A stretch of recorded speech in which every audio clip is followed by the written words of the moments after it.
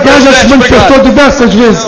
Não encerrar a votação, presidente, para aprovar a Vossa Excelência. Eu queria dizer a Vossa Excelência, com todo o respeito que eu tenho ao deputado Nilson, não pode os deputados da PEC 215 quererem ficar ganhando interpretação regimental na marra.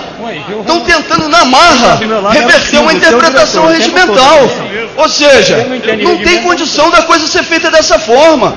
Pisaram no regimento, passaram por cima do regimento. O que foi feito na última reunião foi de uma ilegalidade brutal. Não pode agora ficar exercendo um papel de pressão sobre a mesa para tentar passar por cima do regimento. Não tem o menor cabimento, com todo o respeito, com toda a tranquilidade. Mas não adianta ficar fazendo e exercendo essa pressão que os senhores estão fazendo aí sobre a mesa nesse momento.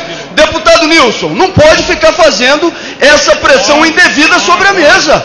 A mesa tem o direito de fazer a sua interpretação e não foi regimental as medidas adotadas por Vossa Excelência na reunião da PEC 215.